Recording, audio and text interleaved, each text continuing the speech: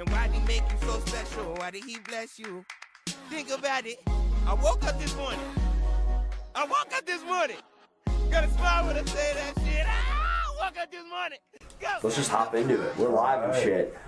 We're live with Mitch Anic for episode number 68, a.k.a. 69 minus 1. What's up, world? Glad I could be 69 minus 1. Absolutely.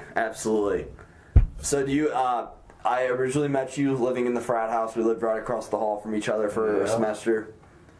It was a good time. I met Jordan. He was halfway Vine famous at the time, and I kind of gave him shit about it. I thought it was a big joke, and then I became one of his biggest followers. Yes. Kept up with all the OG Vines. Hell yeah. Yeah, rest in peace, Vine. I know. Vine 2.0, is it coming out? Fingers crossed. I hope it does, man. They've advertised it. You can be back in that game. And they've hinted at it. If they do, I'll just post all my old Vines and just try to get on the platform. All right. I'll definitely take a little whack at it. All right. Hell yeah. So, Woody, like I told you before, told me to bring up Dr. Flamingo, and I didn't know what the hell that was. So here I am bringing up Dr. Flamingo. All right. So, Justin Michael Woods, I believe. One of my fraternity brothers. And by the way, I've been in this fraternity for 5 years now, not letting that dream die. And Justin's a freshman. We just got along. He came to spring break with us, kind of showed him the ropes, handing him the torch. So he comes on spring break with us, and my girlfriend and I, we don't fight. We get in arguments. We're normal, you know. And we had a little argument one day. So I was pretty intoxicated. So I talked to a therapist to find out what our problems were, and I took a Snapchat of the whole thing, talking to this therapist. Well, found out this therapist was well, I knew what it was the whole time, but I was just having a good old time, being a little goofy. It was a parrot that I named Flamingo, who was my therapist. So it went all around Snapchat. Everyone thought it was the funniest thing ever that I was calling this parrot a flamingo. And I told my girlfriend the whole day, I said, I talked to a therapist. Everything's going to be all right. I talked to a therapist. And when she checked Snap stories, she died. She lost it. She thought it was the funniest thing ever that I talked to the therapist, Flamingo, who is the parrot. Wait, so the name of the parrot was... Flamingo. It was a parrot named Flamingo. Oh, so then you called it Dr. Flamingo because of the... Okay, he's a therapist. So her reaction is what made it, like, so popular? I made it my Snap story. Me talking to this parrot, calling it a flamingo. Oh, okay. And all 200 people who watched that story thought it... They messaged me. Oh my God, that's so funny, but you're so stupid. That's not a flamingo. And I mean, people still come up to me, oh, how was Padre? You know that was a parrot, right? And it's hilarious. You should just go along with it. Everybody, it's like, no, dude, that was a flamingo. Like, I know my birds. No, that was a parrot, but his name was... No, just go along with it and, like, mess with people, like, be like, no, like, that was, like you actually think it's a flamingo? Yeah, you know, we could. But maybe not. Yeah, we'll see how it goes. I don't know. That story's kind of dying out. I'm glad it got brought up. It was fun. Yeah, I misinterpreted what you were saying at first because the two bird names meant that happened on like a Monday. Right. And so on Tuesday, I thought it was hilarious. So Monday was that the first day down in Padre? I think the first day might have been a Sunday or something. Okay. So the first day, I met with the therapist, Flamingo, and I woke up the next day and everyone blew my messages up. They said, you're so funny, haha. So I went along with it. So every day I talked to Flamingo, and I took a selfie with him, and I talked to him one-on-one, called him Flamingo. Oh, that's funny. Just kept it going the whole trip. Kept a little theme going. Yeah. That's funny. So how much effort should an individual put into not offending others? Okay. Don't go out of your way to offend someone. Mm-hmm. Don't say, hey, that highlighter shirt looks dumb. That's wrong. Because then you're just a dick at that point. You're being a bully, man. Bullies aren't cool. But if you're offending someone because you're talking different or, you know, your belief, well, that's their problem. You know? Right. You don't bully someone. Don't go out of your way to make fun of your shirt, but you know what I mean? What about like being in public? Like for example, tonight I was at the library and I took a phone call, and I'm a loud talker, and I don't know, like I just talked really loud in the library. I was like, and I had like probably a 2-minute conversation, but I wasn't gonna like quiet down my tone of voice, just me personally. And this dude walks up to me, and he just like stares at me for like 30 seconds, and then I look over at him and he goes, "Hey man, like would you mind like if you're gonna be on the phone, would you mind like leaving or something?" I'm like no, I'm gonna hang up. Okay. But like my personal opinion, I wasn't gonna talk in quieters. No, I don't think that's offending someone. Mm-hmm. Is it interrupting them? Maybe. Yeah, good point. So inconveniencing. Yes. So at that point, yeah, I could see it being an issue. I mean, you're not a criminal by any means, but it's maybe something you shouldn't do. Right. But it's not the end of the world. Yeah, probably just rude, not a badass. You know, no one's perfect, so no big deal. It happens.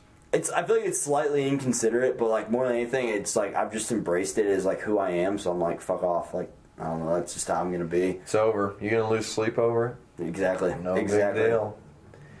Yeah, I got in not a fight with a guy at work, but there's this guy I work with. His name's Jeff. My name's Jeff. Well, every day when I come to work, I wave at Jeff and I go, "My name's Jeff." And one day he yelled at me. He said, "I'm tired of you talking shit to me every day. You lousy part-time piece of shit," and blew up on me. And wow. I was in awe. I'm like, "Are you serious right now?" And walked away, and I kept worrying. I'm like, I wasn't worrying. I'm like, why would he be so mad about that? My name's Yef. Like, I was being polite, saying hi to him, being goofy, just having fun at work. And I'm like, why am I even worrying about this? Did he understand the reference? I told him the reference, and he laughed, and haha, yeah, someone told me about that once.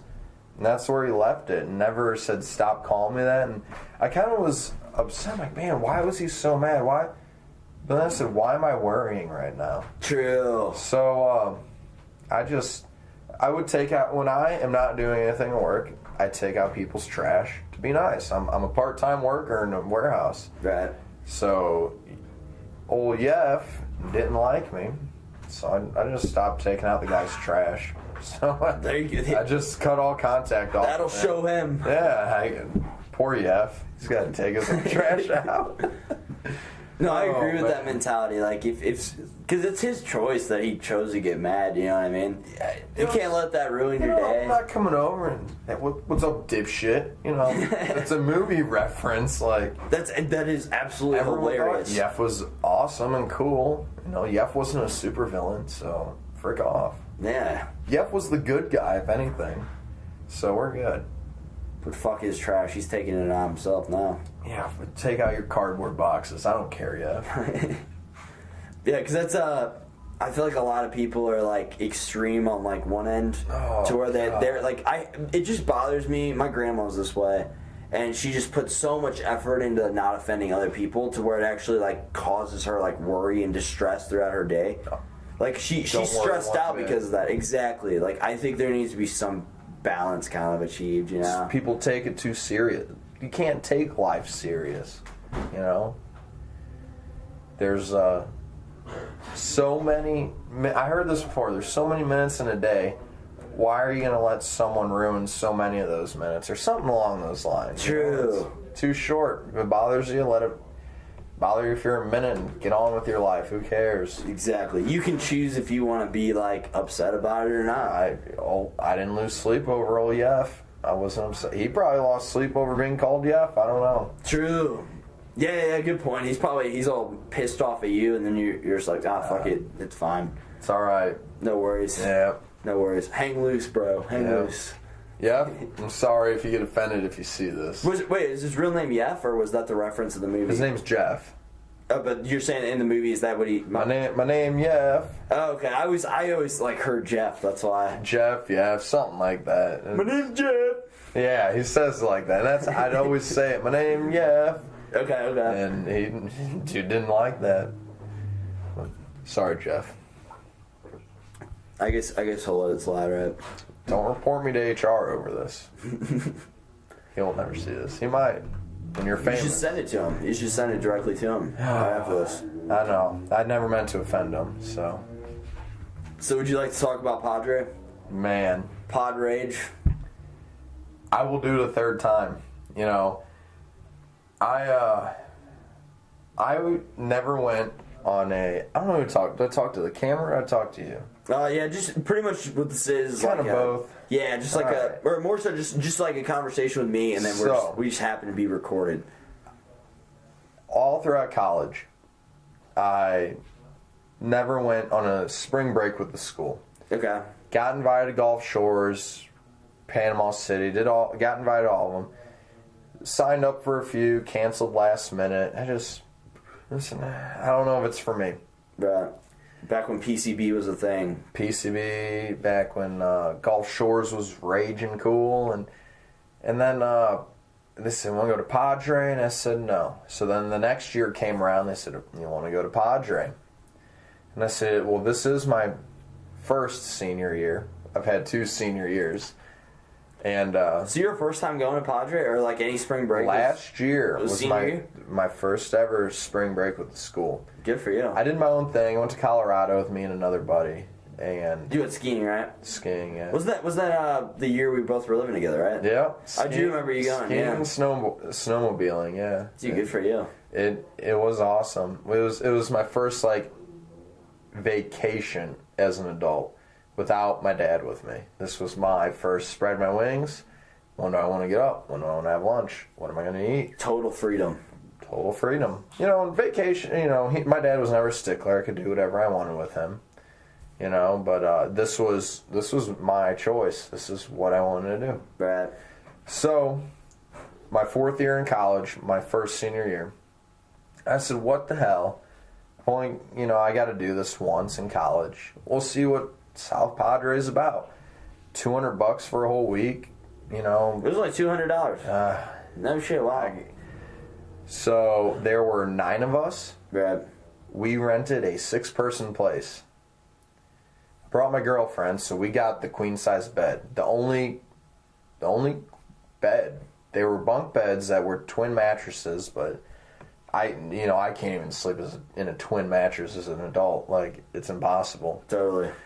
So there's a queen size, a twin mattress, and a pull-out couch. And that sleeps 6. We slept 9. So you're putting people all over the floor. There was a kid who slept upright in a chair. Damn. Every night. Oh, shout out Brandon May on that one. That sucks. Oh, he can sleep anywhere. You know, he comes and parties down here in Springfield once in a while, and he's sleeps wherever he crashes. He's a trooper. So I had somebody passed out drunk, piss on our floor last night. That's it. Oh God. Yeah, I was stretching this morning barefoot, and I stepped in it. Oh man! Stepped in a puddle of piss, soaked in my carpet, and I was like, "Wow, this is delightful." Yeah. So that's why it was so cheap. $200 for a whole week because we crammed people in here. It's not bad. And man, there was no personal space the first year or the second year. There was no personal space at all. You know, we had people sleeping on the floor, in and out of every bedroom, and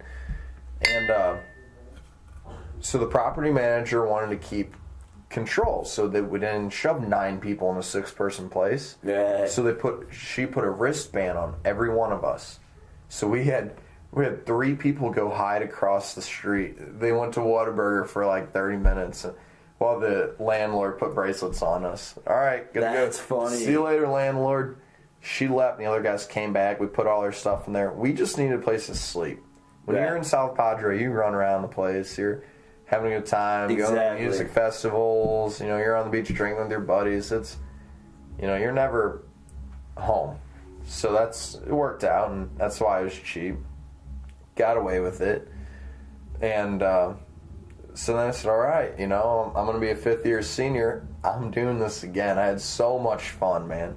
It was cheap. I think I did the whole trip for $500. That was room, gas, beer, food. All expenses. Everything. And the cool part about that was... It's a full week, or is it like 5 days? It was 5 nights. So, okay. And the cool thing was, it was like January, I paid $250 for the room. Okay. And then the other $250 came during the trip itself in March. Totally. So it's not $500 up front. It's $250 now, $250 later. So you had some time in between to work up some extra side cash. Yep. It worked out good. It's, we'd go out to eat one meal a day. You all pay for your own. My girlfriend paid for hers. She came with us. Worked out. No problems. We saw the therapist, Dr. Flamingo. And, we do it pretty cheap. It's fun. That's the best way to do it. So I had to do it. You'll be able to appreciate whenever you're like spending a little bit more money later in life, I had to do it a 5th year. I said this could be my last chance to do it. Sure. So I had to prepare for this. I didn't want to get a sunburn on the beach.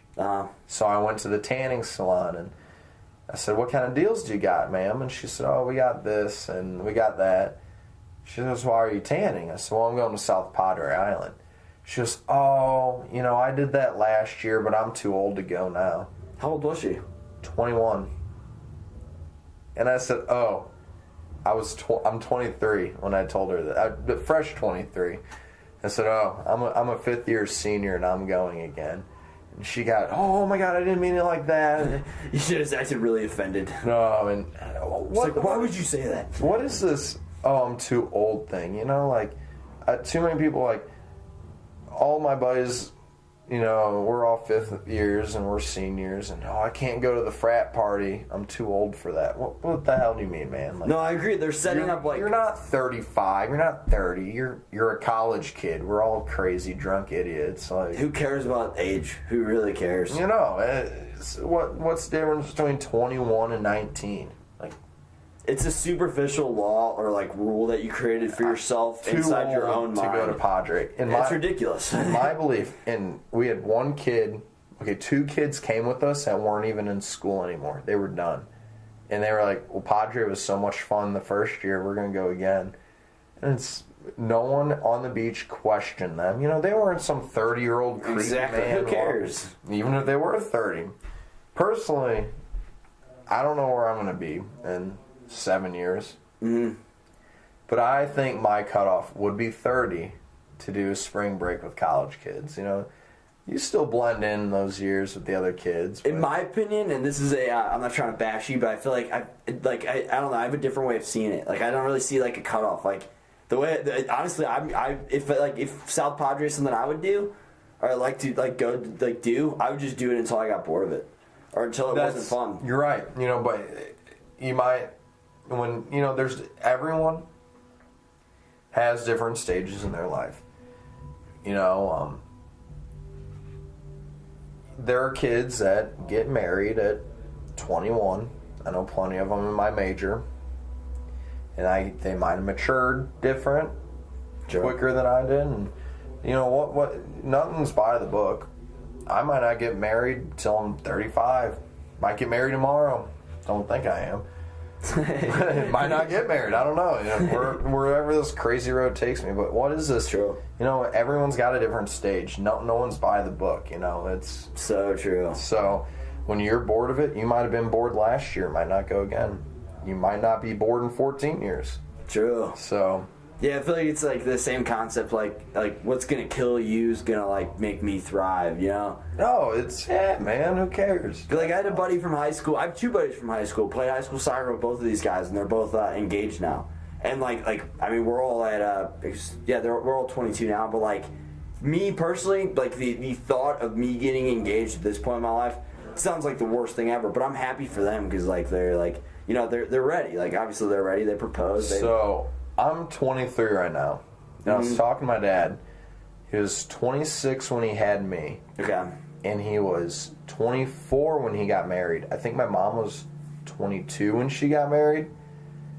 And how old was your dad again? My dad is 52 and I'm 23. So what was he? You said I forgot how old you said he was whenever he got married. So your mom was 22 and then... 24 maybe. Okay. That's even that, like, me personally, I couldn't even imagine myself getting married that young. I couldn't, within a year, myself get married. I don't see it. You know, it's... Everyone's different, though. True. You know, so, but one of my buddies who I'm in school with, we were at the piano bar downtown. This kid's all liquored up. He's flashing off his wedding ring. And I mean, he's got this real baby face. And I'm like, man, you know, you really don't know someone with a baby face. They could be 32. They could be 17. You don't know. Like, you know what I'm talking about. There are those people out there. Oh, absolutely. So I go, hey, Bob, how old are you? And he goes, old as fuck. I'm like, okay, this dude's old. Old balls. How old are you? 22. I'm like, what? You're not old. Like, he just thought he was so old to be there, and he was already married, but maybe he went through a stage quicker than I did. Obviously not puberty, but... Yeah, that is crazy. Another moral stage, I don't know. I guess age, it really is just a number. It's all relative. I know, he's 22, married, thinks he's old as fuck at the piano bar. And 22 at the piano bar, I'm puking out the window with my buddy. He's getting hammered. I don't know. Right. That's fine, though. Everyone's different. He's happy, I'm happy. We're cool. Yeah, I feel like so, honestly, some of my friends at 18 are probably older than I'll be at, like, I don't know, but that, what defines being old? Being boring? I feel like I associate that. What's the rush to grow up? Yeah, I don't get that neither. Why? You know, this he's 22. He might be 23 now. Are we defining, like, growing up and be getting old adult. And is like being an adult? Are we just like paying bills 100%? Just settling down? Yeah. Okay. What's the rush, man? Like, this kid's 23 and he's got a kid on the way, and you know, like I said, everyone's different. Some people have their kids on purpose, or some don't plan them. But he's 23 with a planned kid, and he's happy. I can't see myself with that right now. There's no rush. When it happens, it'll happen. You know? True. Yeah, I feel like there's no need to create an expectation around age, because you're right. Like, who knows what you'll want tomorrow? What do you mean? Who knows what I want tomorrow? Exactly. Who knows what I want in 10 minutes? You know, it's a trip. True. Regardless of how old, the road, man. Yeah. How old you are, what society expects of you, just do you. Live it. Absolutely. Yeah, I don't even know. I couldn't even imagine myself, like, settling down at this age. Even when I'm settled down, though, I still don't want to be, like, settled down. No, I don't want to be that guy. I'll never settle down. When it happens, it happens. Exactly. It's not going to happen tomorrow. It could happen tomorrow, the next day, this and that. True. Could happen in 20 years. I'm open to a variety of possibilities, but I'm also not scared of commitment. Yeah. Like, once it happens, it happens. Yeah. Can't take it serious, man. True. And if there's anything I've learned, it's that there are benefits to being single and there are benefits to being in a relationship. So right now I'm single, might as well focus on the benefits of that, right? Yeah. No, I've been in a relationship with my girlfriend for about 3 years now, and you know, we kind of got the same head on our shoulders. It's same kind of thoughts, you know. It's totally. We're not sitting here like we need to be married tomorrow. We might not get married. We might. You know, it's open to any possibility. Yeah. So she's like, if we were to have kids, there's no rush at all. It's like, yeah, why? Why do you have to get married, have a kid tomorrow? It's, you know, if you were to get married to someone, go explore the world. Exactly. Drive a cool car for a few years. I don't know, whatever gets you going. You know, but for some people, kid gets them going. You know, so. Yeah. To each their own. It always annoys me whenever, I guess both genders, but like, this would be a huge turnoff if I met like a girl like this, if, whenever somebody has their whole life planned out. You know what I mean? Like, if you ever met somebody, I was out at Applebee's getting drinks with some friends the other night, and one of these girls was sitting down and she goes, all right, I'm going to marry a guy, and we're going to have 4 kids. Yeah. We're going to do this. I'm going to be a soccer mom. And I was like, why? Why are you planning? Why are you like planning all these? No. You're only setting yourself up to get disappointed by a guy who doesn't want that. Oh, one day I'm gonna drive a red car. that's a little different, you know. But when you're playing these big, huge...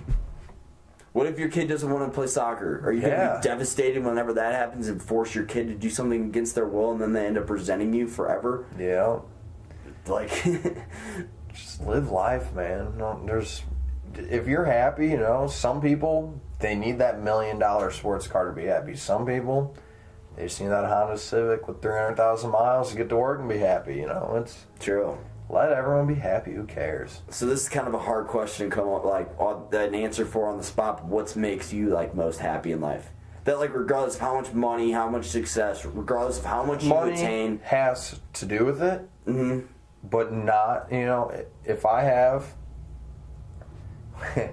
I'll just tell you, I have a plan when I'm out of school. Not this, I'm going to drive this car, I'm going to be a soccer dad, I'm going to, you know, when I got out of school, everyone's like, what's your first big boy purchase? I said, well, hopefully I can drive my car for about another year. I almost got 300,000 miles on it right now.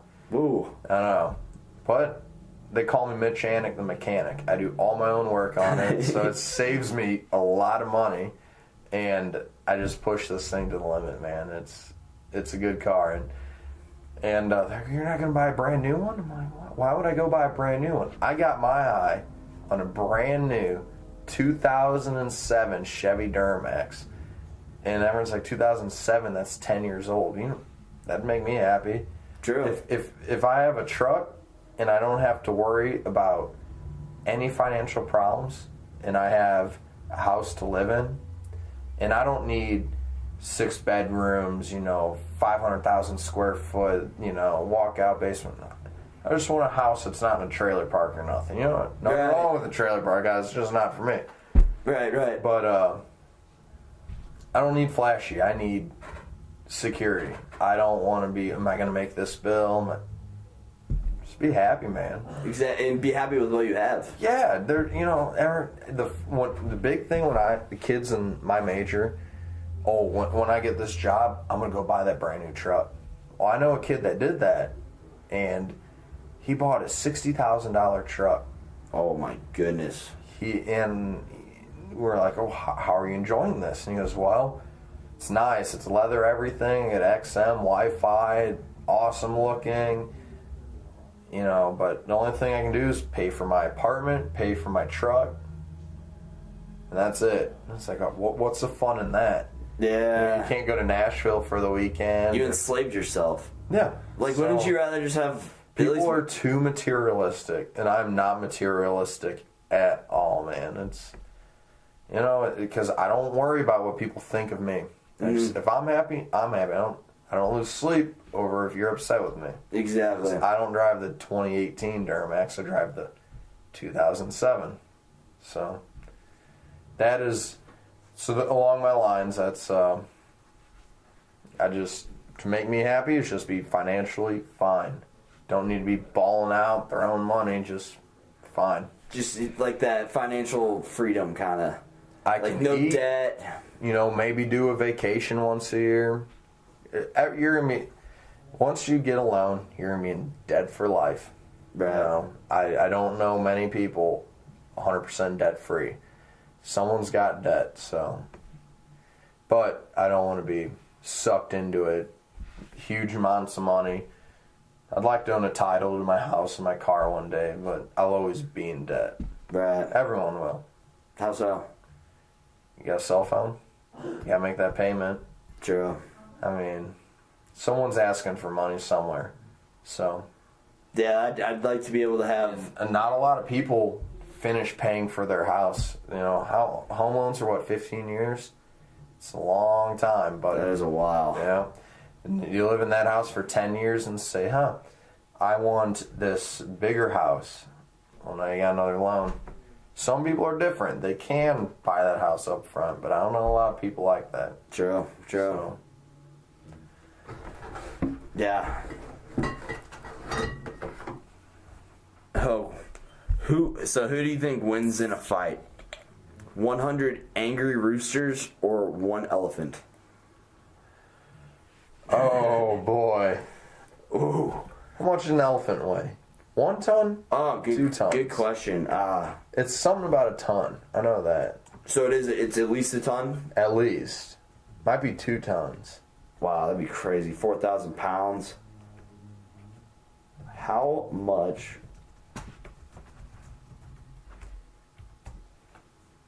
I guess that holy shit. Wow, this blew my mind. An Asian elephant is 12,000 pounds. An African bush elephant is 13,000 pounds. An African forest elephant is 6,000 pounds. I didn't know there were 3 species of elephant. Yeah, I knew there was an Asian and an African. I guess there are 2 different African. Wow. So there's a bush one and a what? An African bush elephant and an African forest elephant. Which the forest ones are like half the size. Let's go with those, because I don't even think it's a question. How much is the 6,000. Let's say that one, because that's the smallest. And 1,000 angry roosters. No, 100. 100 angry. Keep in mind how like fucking mean roosters can get. And let's also keep in mind, you're what? 150, 180 pounds. What? 190. 190, 150, 180. That's a big difference. 190. Do you want to fuck with an angry rooster? How many? 1. I wouldn't want to mess with. I wouldn't die. Right. But I don't want to mess with 1. 100 of them? Right. Think about how thick the skin is too. So like any pecs would be. I mean, I guess you'd still feel it to some extent, but it wouldn't hurt nearly as bad. But do you think they could still puncture? Power in numbers. True. That's a lot of pecking. Plus, a lot of peckers right there. They have something on the back of their feet. That Chickens have talons. What are they? Talons? Yeah, that's what Napoleon Dynamite said. What's you're talking about like the claw type thing? It's just big bone? old claw right here. I didn't know this until the other day. Talon, they call it. Talon. Yeah. Okay. Holy shit. That's why cockfighting's big, because they get them talons, real big talons, and they stab each other. Kill each other. Wow. And they fight till death. That would be my biggest. Not concern. that I've seen it. I've heard about it. Yeah, it's a big thing. That would be my biggest concern. Not being if I had a baseball bat against like, I think I would take on like 5 roosters with a baseball bat. So that whenever they fly up and they're trying to like stab me with their I don't talon. think 5 would kill you. I wouldn't want to do it. Wouldn't be fun. Wouldn't be on my Sunday agenda though. True. But when you get 100 of them, I don't care how big that elephant is. It's 1 elephant. You know. He could probably, dude. Even if he trampled 50, that'd be a lot of killing. And like 1 talon to that elephant's eye. True. Now the elephant's blind. True.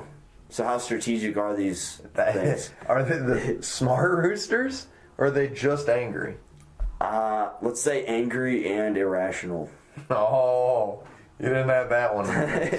No, I got that's a good or bad. I got my money on the roosters. There's 100 of them. That's a good. Yeah, I'd fill this room right here. I guess let's make the elephant angry as well. So they're both just everybody's pissed off. Oh, if I got a rooster attacking me, I wouldn't be happy. Yeah, good point. Good point.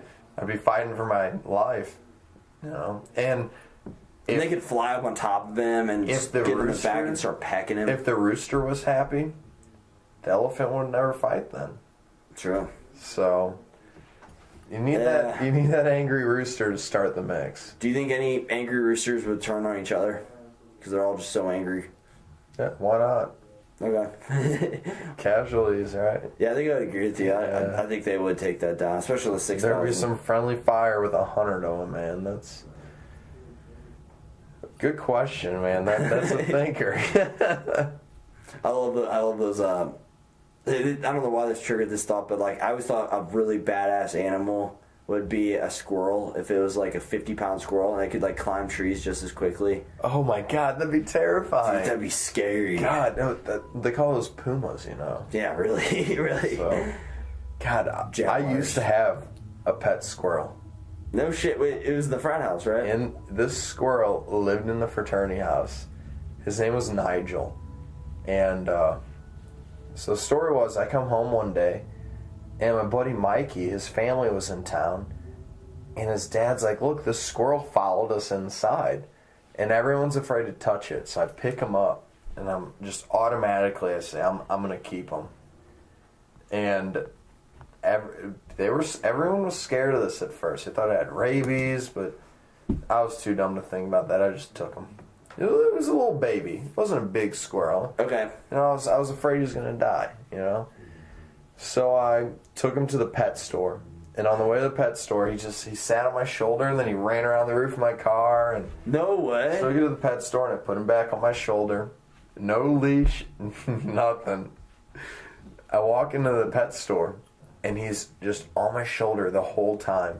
People are standing behind aisles pointing at me. This guy's got a squirrel right here. I noticed it all. It's hilarious. And this girl runs up to me, and she's like, oh my God, is that a pet squirrel? Yeah, it's a pet squirrel. You're pulling. She's like, oh my God, my mom fosters baby squirrels. What are the odds of this? The odds. She said, what? If you can ever not take care of them anymore, contact me and I'll take them off your hands. I'm like, bitch, you're not getting my squirrel. He's mine. He's my little buddy. So I bought him a cage. She sounds like a con artist. The only time he was in the cage was when we went to sleep. I didn't want him chewing up shit when I was sleeping. Understandable. He has a little water bottle in there. I gave him a little teddy bear, put a blanket in there, and he made his own little nest. And everyone's like, what do you feed a squirrel? I said, gerbil food. He's just a rodent, you know? What's I thought you were about to say Germax. I was like, no. So, you know, I've had a cat my whole life. Okay. So to feed a cat, you give it a bunch of cat food, and it eats when it's hungry. This squirrel is like a dog. It eats till it pops. I just open the bag of gerbil foods and hey, go at it, Nigel. And, you know, it's all yours. What do you mean until it pops? It didn't die. But it was like out. I'm getting at it. It overate. So I guess this glutton squirrel. In the wild, these squirrels work to get their food, and they slowly grow with their nutrition. Well, this squirrel had all the nutrition it wanted to. So in 2 weeks, it went from my little baby squirrel to this monster with claws. And this cute little thing that used to run on my leg is now like clawing up me. He wasn't trying to hurt me. He's just doing what he did, but now he's a mature adult squirrel with killing machine claws. And it wasn't working out. You know, he was hurting everyone. What started as a cute little animal is now the killing machine. It wasn't, he was scratching people. And he never bit. All he wanted to do was cuddle up next, like right here is his spot. Just a little ball right here. But he'd scratch you on the way to doing it. So enough was enough. It was hurting. You know, when we got him, you could wear jeans outside, and when we got rid of him, it was like short season. So he'd climb up your leg without jeans. You were wearing shorts now. Oh, that sucks. So I'm like, oh, what are the odds that girl in the pet store? And I called her up, and I was like, hey, you want to take this squirrel off my hands? She came and got him, and at first I'm like, yes, she's finally here. And then when he's sitting in her car, he's kind of sitting in his little squirrely cage. He's tapping on the glass, and I'm like, oh, man. I want to see you, buddy. I'm sorry. And that was it. He was gone. But she kind of sent me Snapchats and kept me up with him, and he would run outside with all the other squirrels to his little squirrely How many squirrels were at this place? Well, they would release them after a while. Okay. And then, I mean, this is a wild animal. This isn't a dog or a cat. So after, like, a couple days of being in the wild, it doesn't turn into a pet anymore. This is its own living, breathing thing. And she said, you know, if you get this squirrel in September, and they go into hibernation, like November, December, and then once December hits, you don't see them again. Like, their clock readjusts, they're an animal again. Right. So I gave it to her in, like, I don't know, like May. and I was getting Snapchats all the way till November. She said to go outside, run around the tree and everything with all the other squirrels, and then it would come inside. No other squirrel would come inside but that one. Wow, so you made him like comfortable with being inside, probably. Yeah, and then once the hibernation and all that kicks in, he's with his family, he's in the wild. But that's where he should be, man. You know, no one should take an animal out of the wild and put him in a little cute cage and give him a water bottle to drink out of, and you know. Yeah, I used to do the same with like turtles and stuff. That's funny. Yeah, this turtle moved a lot quicker. Yeah, just a little bit. You know, when he the one thing, you know, had to vacuum my room every day, and everyone's like, oh, he'd poop everywhere, and he would poop. But I mean, it's like, you got, why would people have pet rabbits? No one knows where a pet rabbit's gonna poop. Poops in his cage. Dude, rabbits are fucking gross. Yeah, and it was kind of like a rabbit. Got a little gross for 2 weeks. I had to clean my room every day because he dragged his gerbil food all around the place. Oh. There'd be gerbil food all on my carpet, and he would just sit in the corner and look at me eating it, and I'm vacuuming it up. But I don't regret having him, but he was meant to be in the wild. Right. I'll miss him. That's pretty cool. Yeah. That's pretty cool. Pet squirrel. Pet squirrel, Nigel. You know how to catch a squirrel, actually. Like, if you ever want to catch one again. I don't know. So you basically, like, get, like, a milk jug and put it, like, halfway in the ground so it's, like sturdy. And then fill it up so it's, like sturdy. Put some food in there. I don't know what kind of food, but, like, squirrel food. Gerbil food. Gerbil food. There you go. Yeah. And they'll climb up there. They'll get in. They can't get out. They can't get out. Well, see, I didn't capture this squirrel. Okay. He came to us. You know, he came to my buddy's family. They were afraid of him, and I picked him up. So he was yours because you were the only one comfortable with him? I was the first one comfortable with him. Okay. And then once everyone saw, oh, wait, he's not biting Mitch, and oh my God, I'd come home from class, and there'd be a line of people outside my door at the frat house. Like, are you the guy who owns a squirrel? And I'm like, oh my God. So you're just meeting random people all the time? I met so many people that week. No way. I was on MSU's Snapchat stories. Oh my God, this guy's got a pet squirrel, blah, blah, blah. And that's funny. Yeah, it was fun. That's really funny. I never told my dad while I had the squirrel. I kept it a secret. But how long did you have it again? I only had him 2 weeks. Okay. But it was like towards the end of the semester. So I'm like, oh, do I bring him like back home? Do I have to get a big cage for him? Oh, I don't know. Is my cat gonna get along with the squirrel? Using this thing to pull. Yeah, but so many women came to my room to meet a squirrel. That's funny. He loved long hair, but I got rid of him. Nature took its course. He's hopefully still alive. I don't know how long squirrels live. Yeah, I don't know how long they live either. Oh, he's fine, I bet. Are you curious enough to Google it? Squirrel life expectancy. Let's do it. When we got him, he was only a few weeks old, is what the squirrel expert lady told us. So we'll say he would be sophomore, junior, senior, he'd be 4 right now. A chipmunk lives 6 to 10 years. Wow. An alpine marmot, I'm assuming that's a squirrel, because that's the only other thing that came up, but it lives 15 to 18 years. Nigel, if you're watching this, I miss you, bud. No. He's still alive. Yep. Yeah, I would totally, if they were like more calm, that would be a really cool pet to have. And probably without claws. When he was a baby, he was more calm, but when he got huge, he was just bonkers, man. That thing ran around like... Oh, really? Yep. Yeah, squirrels are quick. What do we got, Jordan? Oh, describe the greatest adventure of your life. Oh, man. It's a tough one, man. It's a big question. Okay, I have it.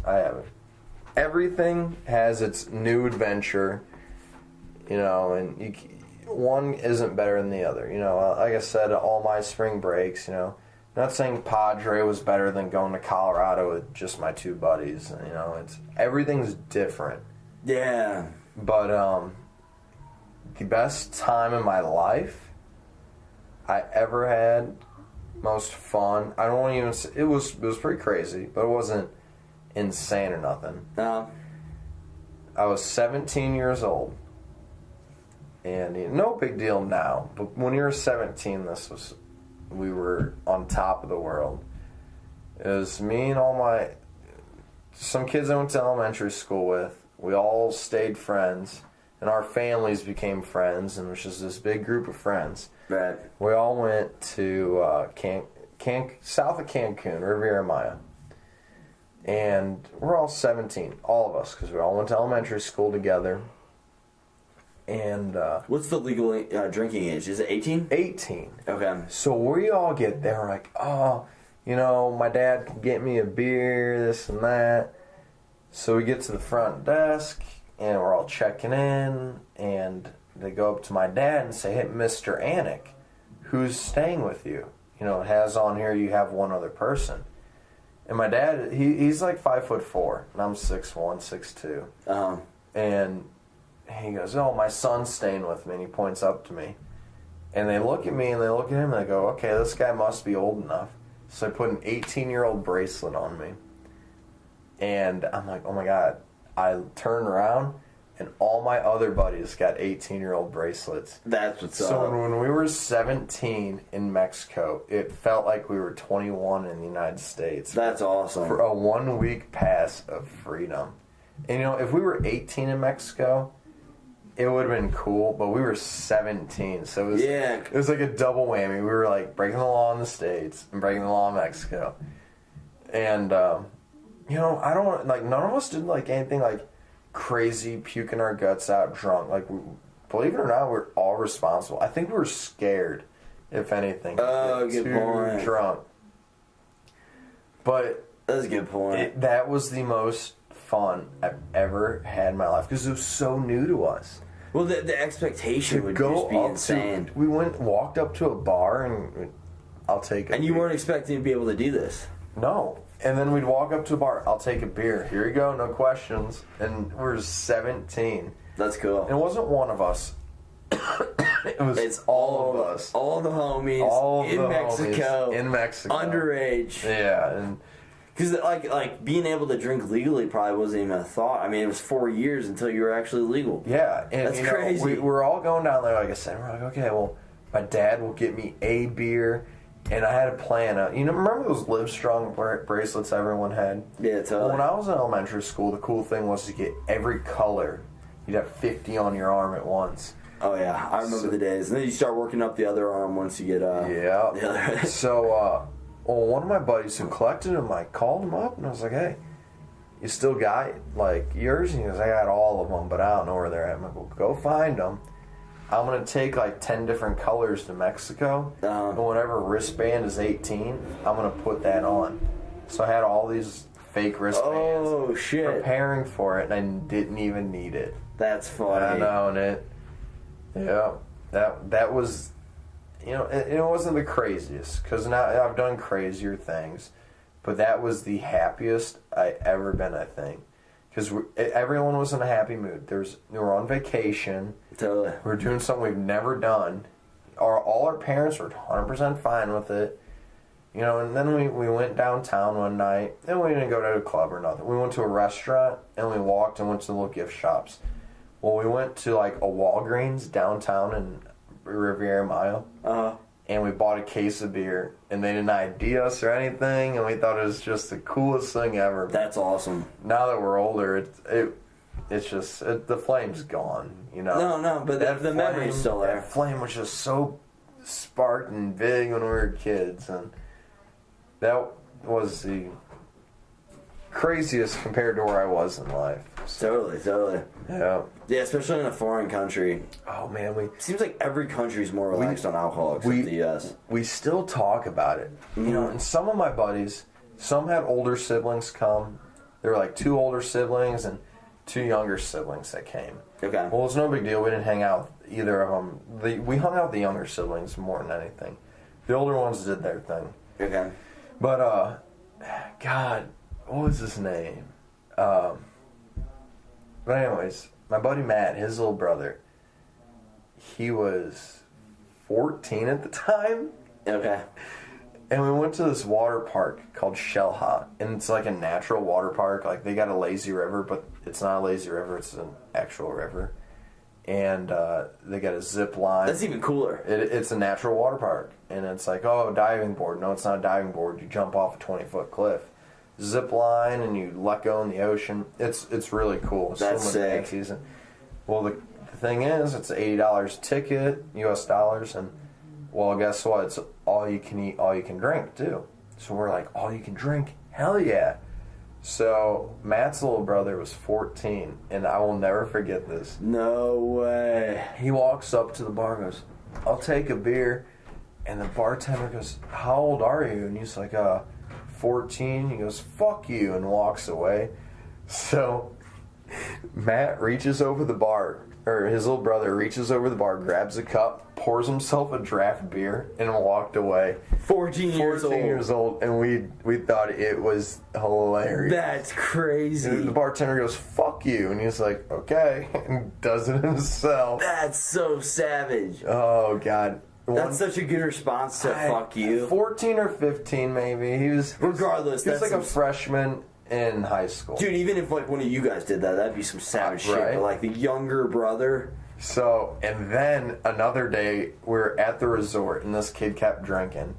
He was a freshman in high school, so it wasn't like he was like, okay, you're feeding like a elementary school kid alcohol. Right. The kid was a freshman. And he was feeding himself. Like, he grabbed a cup of beer and drank it. Like, poured himself a cup of beer and then drank his self-poured cup. Yeah. So one day at the resort, he's hammered. And they got karaoke going on. And we're all doing songs. We're laughing. We're doing that Eminem song.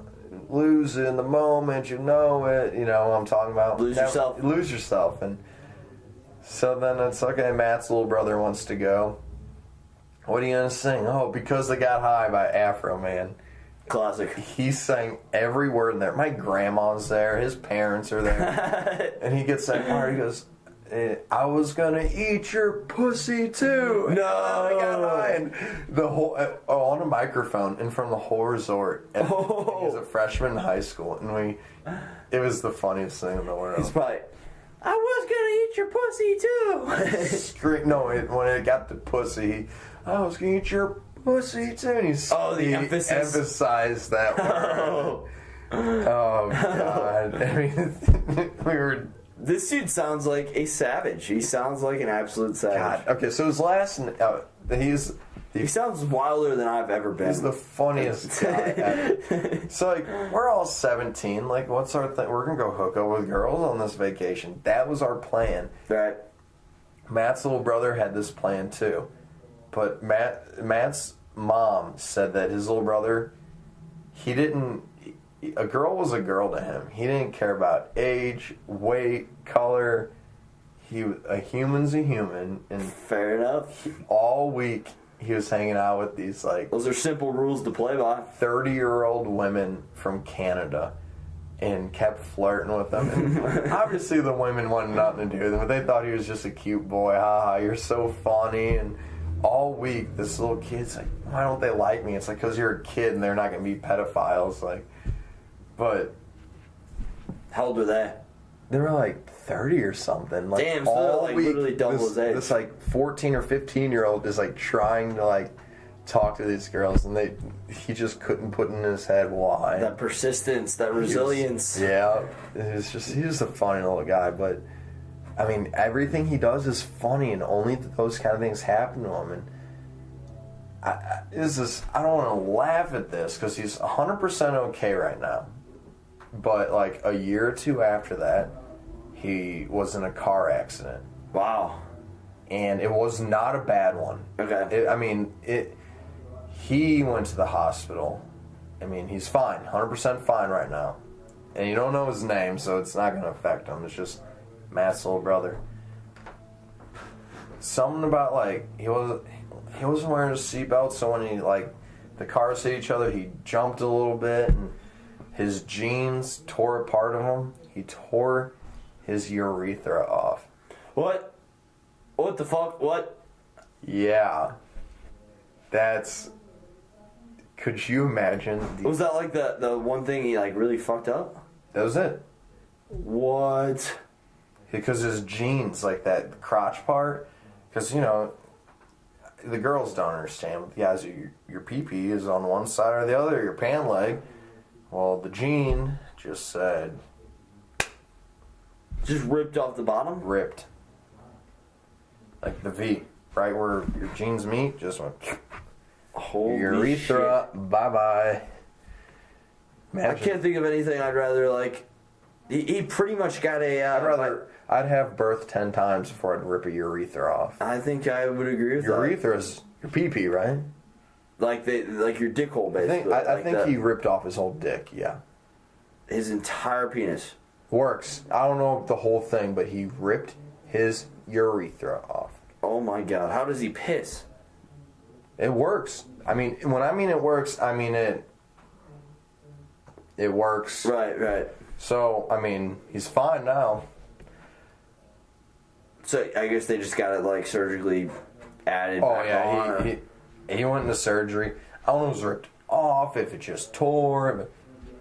Okay, I was thinking, like, permanently. I was thinking, like, long term. I don't know. That makes sense. He could have been holding it. He could have just cut it in half, and the other half was still on. I don't know. Wow. But his urethra was sliced.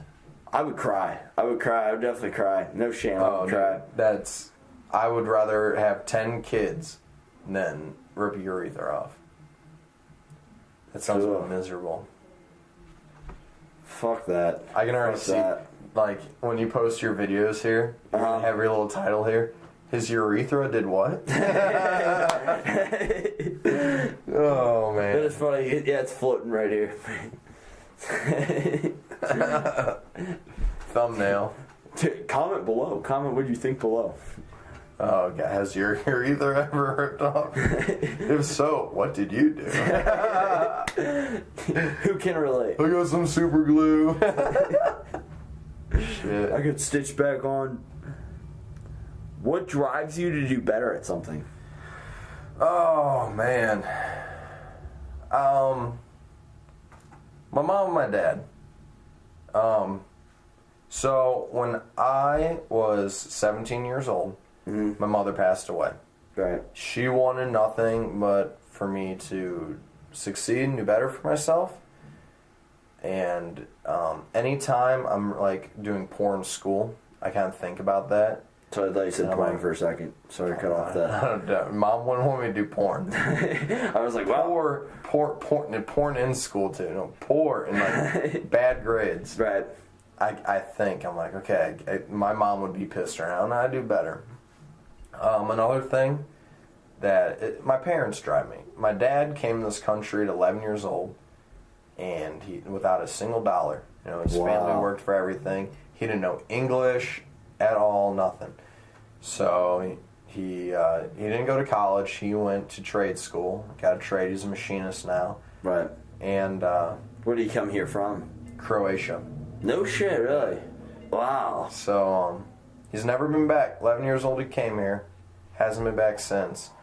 He said, when I graduate, maybe a year or two later, we're going to save up money and we're going to go for a whole month. And he's Croatia. It's going to be a really touchy thing for him, man.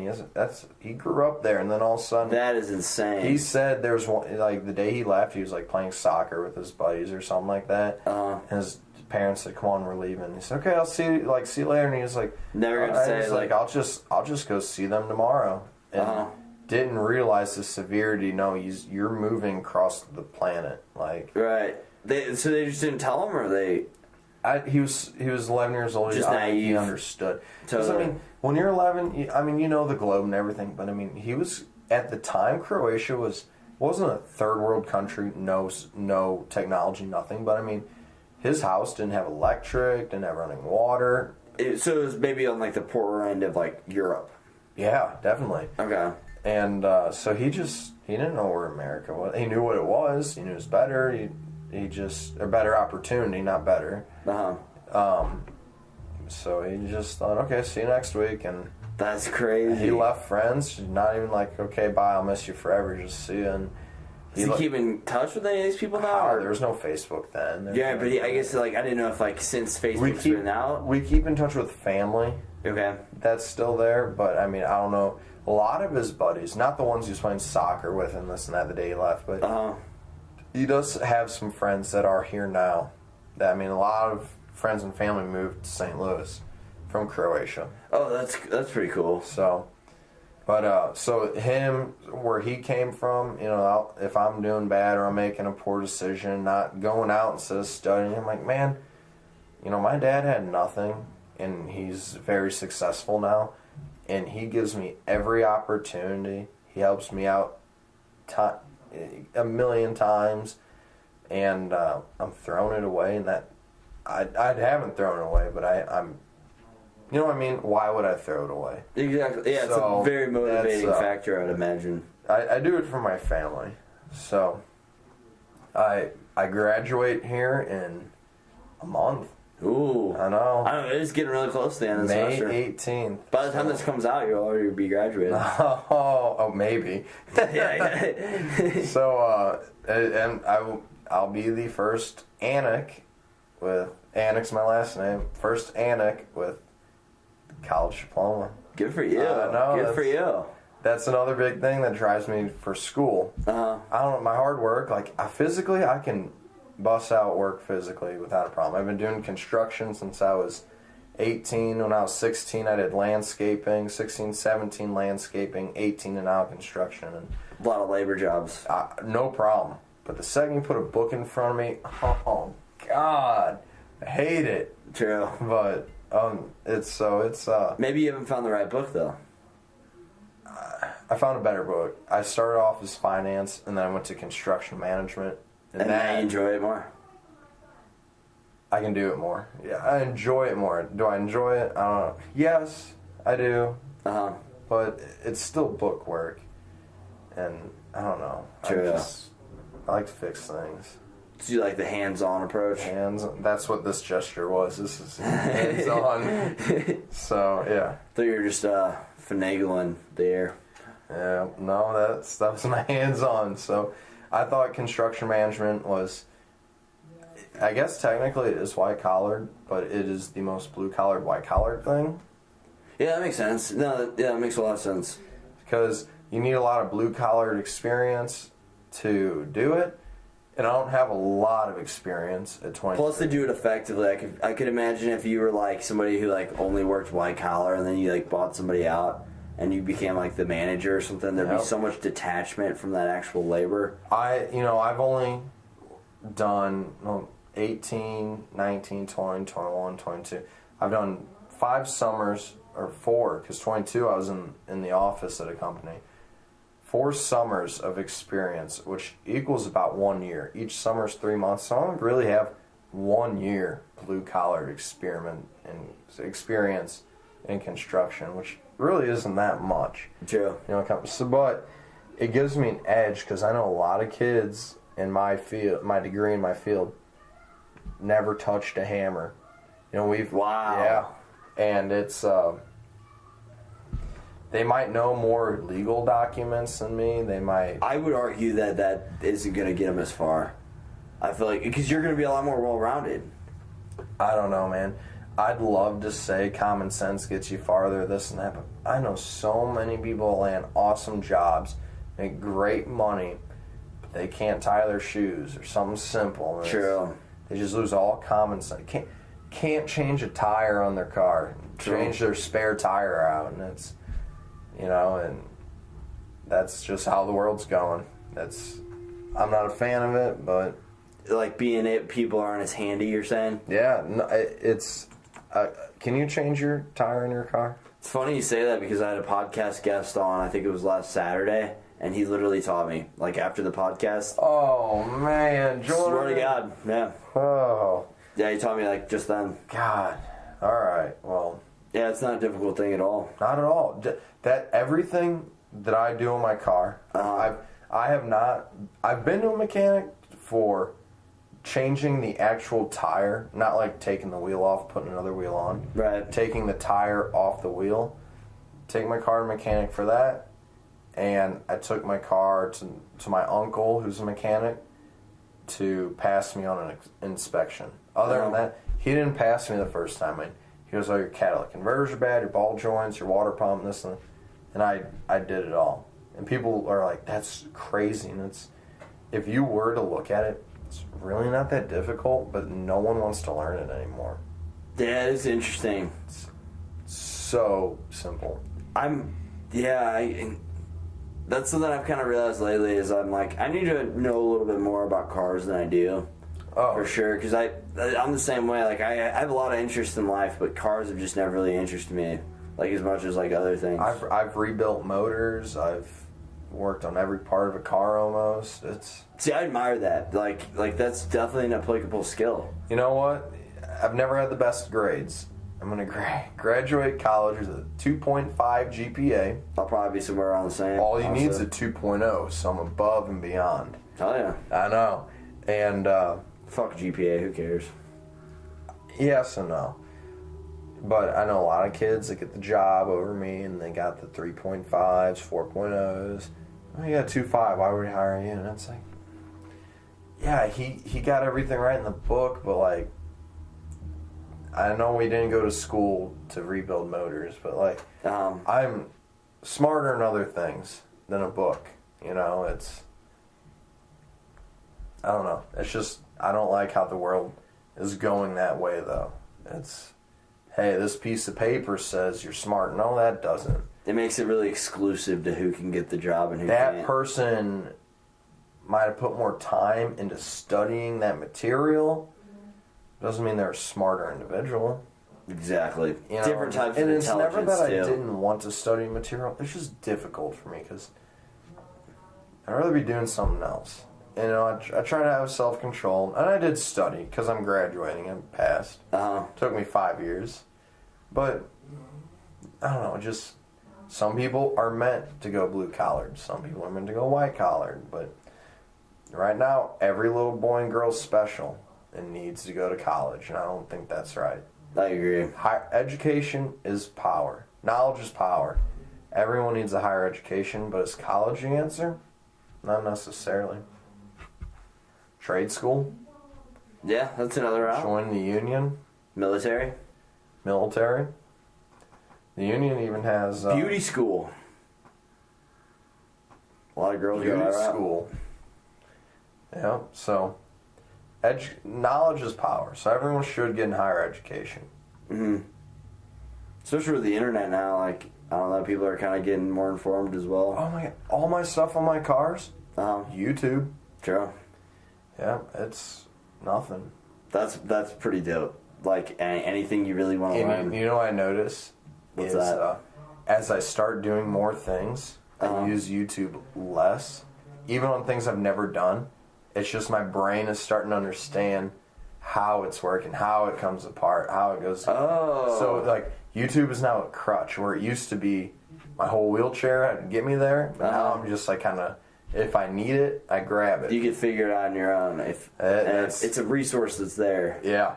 But at first, it was laptop underneath the car. Click, click, click, click. Now I'm under the car. Yeah, that's funny. Now, if I can't figure out where that last bolt is, then I go on YouTube and do it. Oh, okay.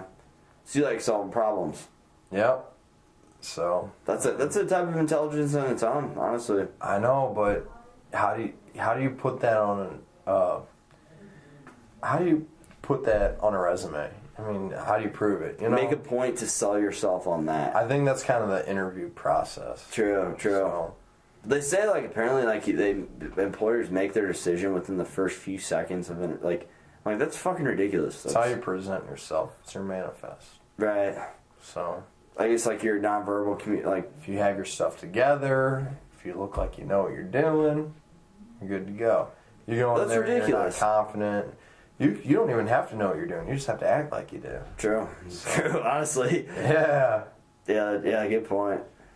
Yeah, but still, like, in that short amount of time, if you just present yourself with confidence, like, any buffoon off the street can walk in. Well, a lot of these companies, I'm noticing, when I get hired somewhere after school, well, I am hired, but when I go to work somewhere when I'm working after school, I've learned a lot in college, but I'm no master at that job.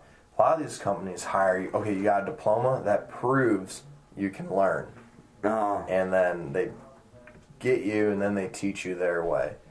So you learn it all working. School, you learn a lot. You learn all the nitty gritty in the dirt kind of stuff in the field. In the field as at work. Yeah, good point. It really is like alright, were you capable of jumping through all these hula hoops that college set up for you? Yep, that's and what it is. And if you are, alright, cool, then you have the discipline to learn. Yeah. Come on board. So, and then when you emphasize in a major like construction or finance or business, I mean, that helps. But it's not set in stone what you're going to do. Good point. Yeah, that's why like first job I get, I definitely want to just do more learning experience than like money. Like I'd rather just learn as much as I possibly can. Hey, follow the dream, not the dollar sign. That's how I feel. That's exactly how I feel. You know, if you're making $300,000 a year, but you're working 80 hours a week, and then you hate your life. Get up in the morning, go to work, go to bed. You know, you're not living a life. Oh God, you're rich, but then you drive a cool Cadillac to work. You didn't drive it to Gulf Shores with your family, you know? Yeah, I feel like some of the poorest people are the richest. Or you didn't drive your Cadillac to Vegas with your boys. Oh, yeah. Yeah, you don't know where everyone's going. Sounds like the plot of a Hangover. Yeah. Well, no, that was some classic convertible, but... No, was it really? Yeah. Great movie. Yeah. So many references. Oh, yeah. 1, 2, and 3, right? I don't know if I saw the second and third one. I definitely saw one of the two. They got them though, right? They got 3. They do have 3, yeah. What else we got, Jordan? Last question, actually. So, if you could fish anywhere in the world, where would it be? Okay. So, I'm a bass fishing enthusiast right here. Whoa! Every weekend, I'm fishing. And I'm no pro. I'm not the best. But it consumes a lot of my life. And everyone's, well, wouldn't you want to go to this deep sea fish? Or wouldn't you want to fish for that? I like bass. I like bass fishing. So you are the bass pro? I'm the bass master, man. Oh. Bass master Mitch. Oh, there you go. Mitch Anic the mechanic. I'm everything, man. So, I want to go to Texas because Texas has the biggest bass, the most of them. And I never really understood why, but it's because when you're up north up here, and we're central, not north, but northern, we have winter. Well, during the winter, all the bugs die and all the kind of bait fish kind of die out. It's cold. It's miserable. All the fish kind of hibernate. But down south, it's feeding frenzy all year. All those fish can grow. Good point. So in Missouri, the bass spawn one time a year. Well, what do you mean by spawn? Get it on. Ooh. Yeah, they have their babies one time a year. I might have to cover up with this curtain now. Well, got me going, Mitch. In some of these southern states, like Florida and southern Texas, they can do 2 times a year. Because it's always warm. They can. Now, it's not 100%, it's twice a year, but it's just, if only half of them do it twice a year, that's already quarter more than we have, half more. There's a reason it took me 5 years to get through college. Fractions aren't my thing. But, Texas would be where I'd want to fish. It wouldn't be this island on this coast. That is pretty interesting, honestly. It's just, bass are my thing, man. I don't know. I don't fish crappie, fish trout a little bit, but I don't enjoy them. I just fish. So how big, would a typical bass be? Let's just say average down in Texas. Oh, man. Okay. So when you catch a 4-pound bass in Missouri, this big. That's 4 pounds. Pretty big deal. Well, I thought it would have been more, honestly. About that. I would have guessed 10. That's big. This is about 10 right here. Okay. So our 4, let's say, A 10 pound's a big bass. That's some people that's a once in a lifetime. Some people that's once a year. Just kind of depends how into it you are. Most people who are into it though, who are weekend warriors, a 10-pound bass is a once in a lifetime thing. So if you catch,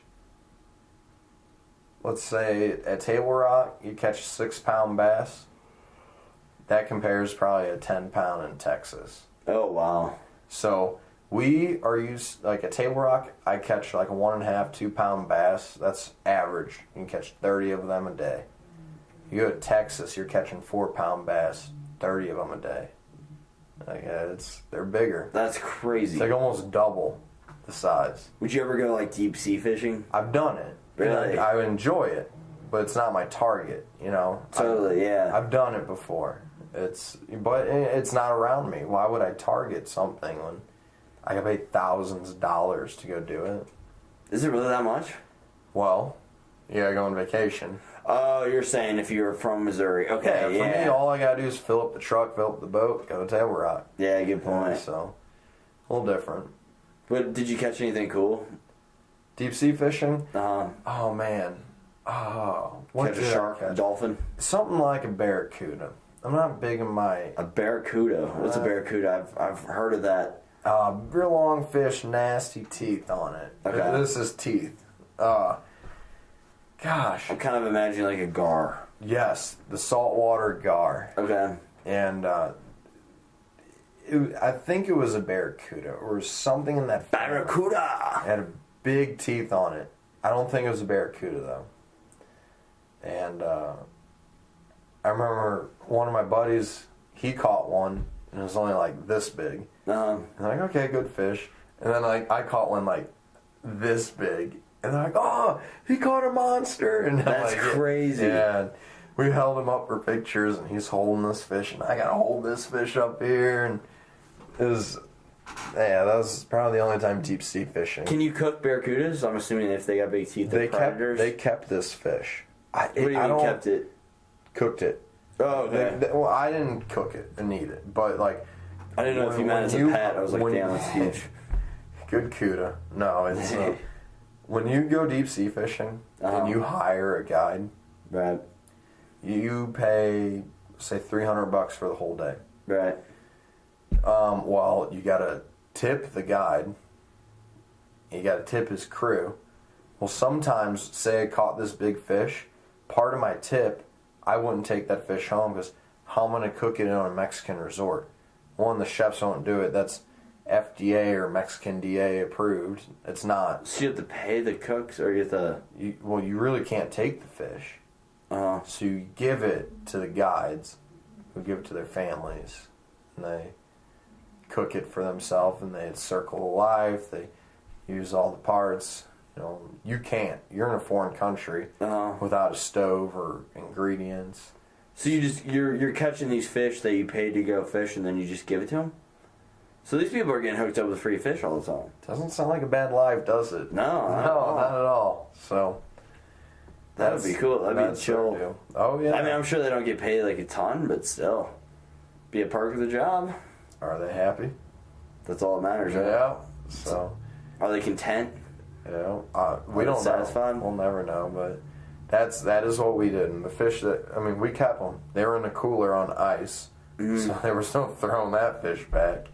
So they were kept for the cook, the guide and the driver and his crew. It would have added to the experience if you would have eaten it, but like it still sounds like a really maybe not once in a lifetime. I've been deep sea fishing twice. Okay. One time we had a boat and it had like 6 pulls off of it, and each pull had a lure, and the boat went like 20 miles per hour. They call that trolling. We trolled for fish. You can catch swordfish, marlin, sharks. And then there's another fishing called bottom fishing. And I did that one too. That's when you just drop your bait, pick up a fish. And they usually harvest smaller fish. So when I was 9 years old, I was in elementary school, we did that. And everyone on the ship kept their fish. And on the ship, they had a kitchen. And we cooked all the fish there, and we ate all the fish right there. And then we went home. But then when we went trolling and we kept these big fish, we didn't get to cook them and eat them. They didn't have none of that. Still cool though. Still cool. Yeah. I mean, I've never been. I honestly think the cooking it on the ship was cooler. Because, I mean, you're sitting there, you got 30 people on the boat, you're ripping fish up left and right, you're drinking beer. You know, when you're doing this trolling for fish, these people are out for blood. And they're ready to get it. You know, but that's kind of how. What do you mean out for blood? It's a sport. They're out to win. Oh, they're competing. Wow. That's how I am with bass fishing. I get all these people that come up to me. They're, oh, I love fishing. You know, get a cooler out on the lake, drink some beer. You know, go get a can of worms. I don't do that. You know, what way is the wind blowing? What's the clarity of the water? Can I use this pound test line? What lure? What colors that lure got to be? There's no beer on the boat at that time because I'm out there. You're trying. It's a sport. It is. You're in to win. You're in to win. You know. So, yeah, I feel like I would like the relaxed version. I don't know. I have no interest in ever taking fishing to like the next level. I wouldn't want to take soccer to the next level. Exactly. Exactly. And you take soccer to the next level, so. That's interesting, yeah. That's just what's your niche? Yeah, I never like understood that fishing is actually a real sport. It's a real sport until like man, I was on Table Rock this morning, 6 a.m, and then I was on the whole day. I bring a cooler and I got a sandwich in there, got a jug of water, and then maybe a Monster or some coffee, and that's it. And I'm on my boat until I would have been on the boat till 8 p.m. today, but thunderstorm came through and it starts raining, and it's raining hard, and I'm like, I'm a man, I got rain gear, so I get my rain gear out of this cubby hole and I put it on, and all of a sudden I see lightning. Ooh. And I'm like, that was just one of them. The next thing of lightning, I'm going in. Boom! I'm like, yep, I'm going in. I mean, it was like right then and there I thought about it. And I'm like, yeah, so. No, that's scary. Fishing's not for the faint of heart. Like, if you're in it, you're in it. It's an interesting sport. It's a really interesting sport. If that lightning never hit, I would have been in the pouring rain for 4 more hours. And I would have done it. Damn. Yep. It's not easy. Wow. I mean, I'm not lifting heavy weights, but like the mental endurance. Oh, and we had 25-mile-per-hour winds all day. You ever been windburnt? I mean, it is an endurance thing. I'm not running 50 miles, but I am in Mother Nature, all the elements for that amount of time. In the sun, in the wind, in the rain, yeah, in the hail. Oh man! Anything. Last week we were at Stockton Lake. And it was about 35 degrees when we woke up. And, you know, the fish will still bite. They will. You just got to fish them differently. And we're catching fish. We're doing real well. And we're like, oh, it says it's supposed to snow today. And all of a sudden sprinkles start coming down. Oh, look, snow. This is so cool. Well, then all of a sudden it's like a blizzard. And we got like an inch of snow in the bottom of my boat. And we're like, this is not really that cool anymore. And all of a sudden, sleet starts coming down. Oh. We're like, let's get back. So we're getting in the boat, and we're full throttle, and I got this much. All my skin's covered, except for my eyes. I got this much, and I got sleet coming through, and I'm trying to hide behind the visor of my steering wheel. And well played. I know, it's tough sport. Yeah, it sounds like the only thing you can do at that point. Yeah, and we went fast for about 4 or 5 minutes. I said, I can't do it anymore, and we just putted back to the truck. But it was cold, miserable. Man, fishing's not for pussies, dude. No, I agree. Like I said, I'm not running 10 miles, but I'm not lifting 300-pound weight.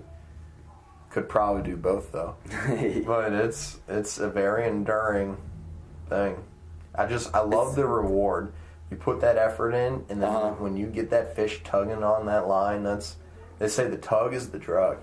So when you feel that fish on there, then adrenaline goes through you. It's like, this could be a big one. And It's what it is, man. Yeah, it's kind of like baseball in that aspect. Like it's a sport. A lot of anticipation, all for that one moment, and that one moment makes it all worth it. I got my first tournament coming up May 4th.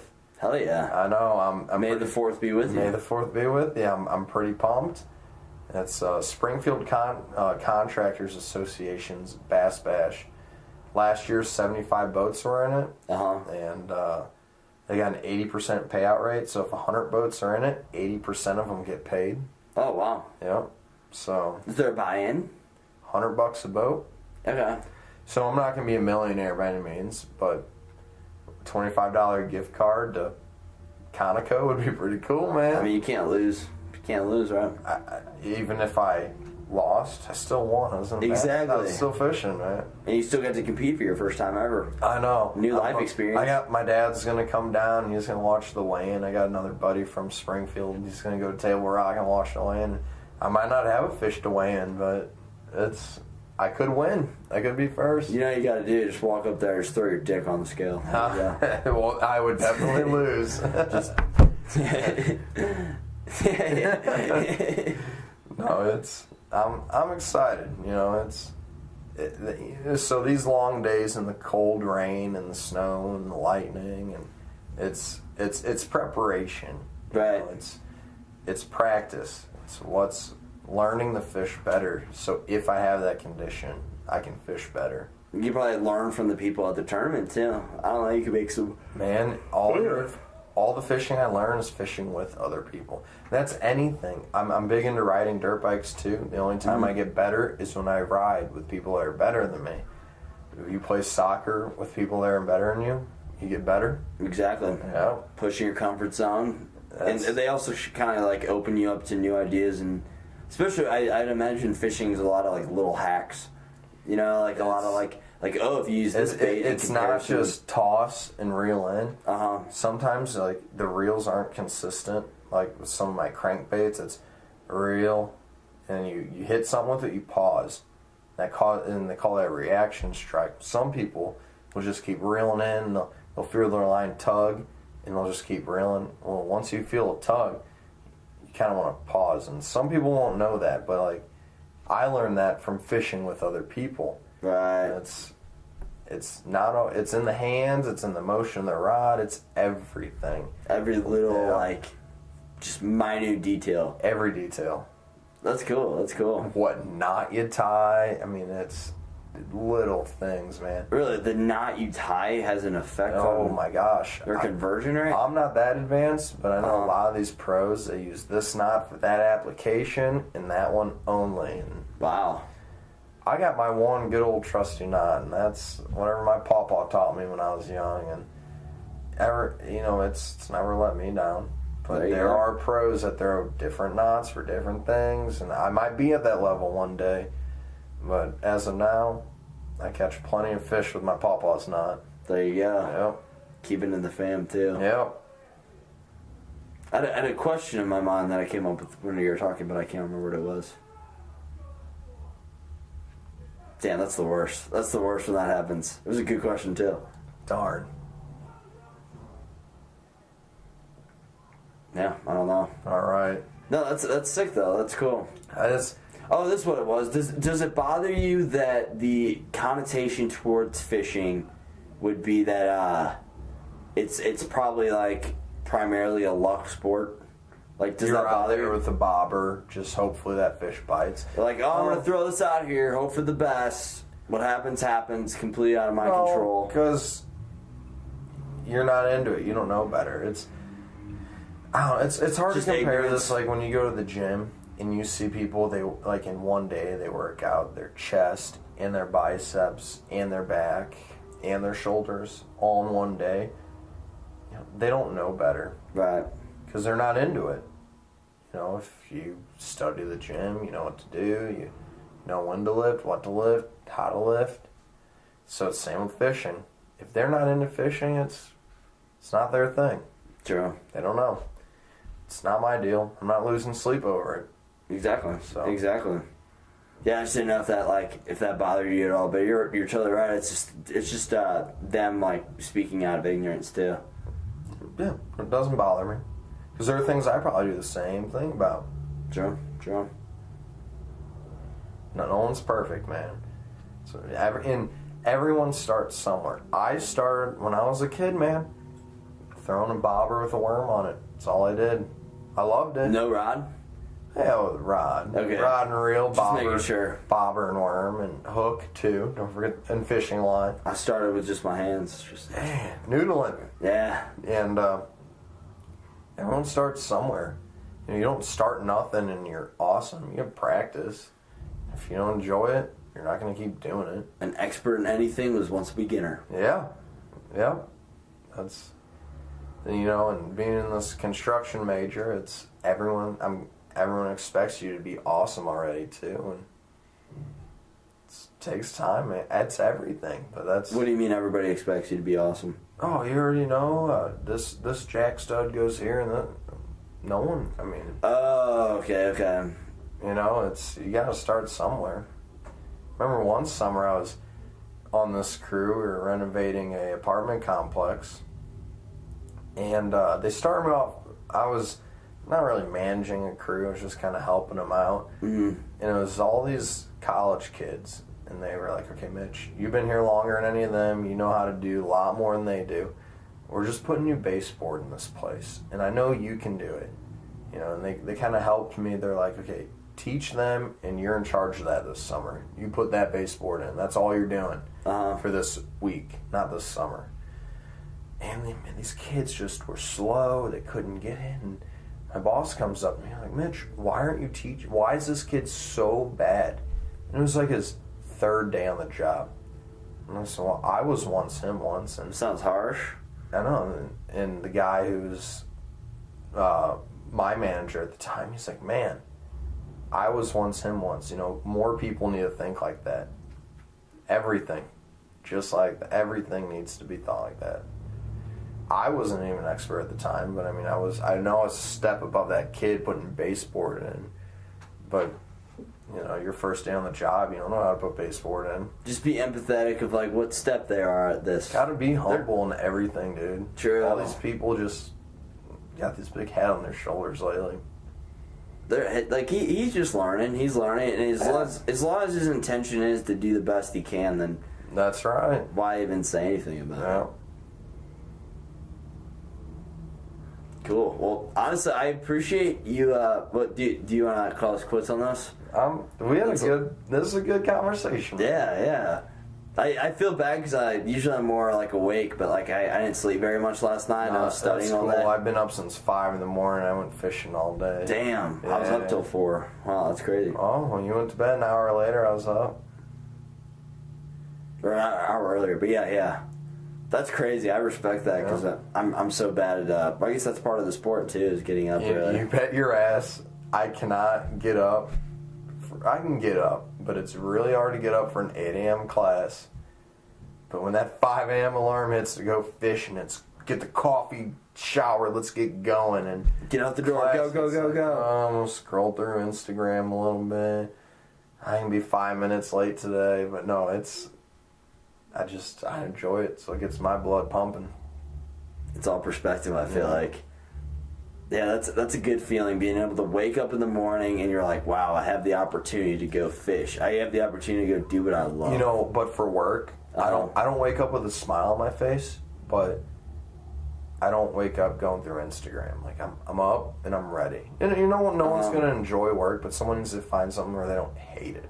True. Work's work. No one likes work. Which is probably, you kept referencing like you're not the greatest student. I would say the same applies to me. And I feel like it's because a lot of resistance is built up because I just don't enjoy school, like in the slightest. Why do we have to put all this work in and pay the university?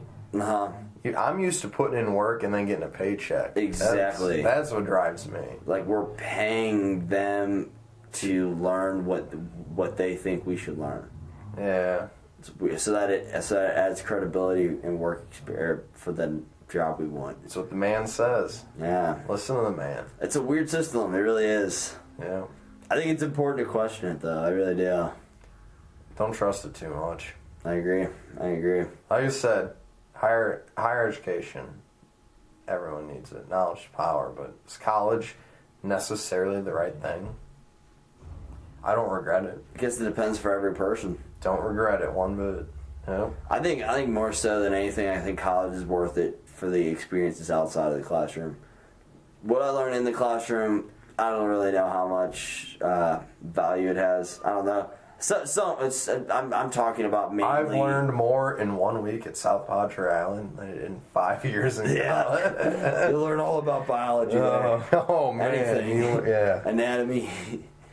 Physics, everything falls there. I guess I'm more so talking about the gen eds though than like the Gen eds are the worst. that's my complaint about college. You know, a couple of these companies ask me, like, why do you have such a low GPA? And it's like, well, I'll show you my transcript. I got a D in art, and I got a D in history, and I got C's in all these other stupid classes. And it's like it's hard to C in music. Like, I mean, those are the easiest class. I'm like, but I didn't care. I hated it. True. A's and B's are all my construction classes. I got C's and D's.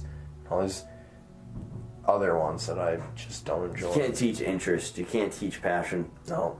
I mean, if you like it, you like it. You're going to do well at it. That's just life, honestly. And it's the hard part about school. It's the hardest part. I'm almost through. Hopefully I pass it this time. Hell yeah. Yeah. I believe in you. Wait, did you not pass it the first time? Well, I mean, I never failed it. I just didn't achieve it as quick as other students did in 4 years, so.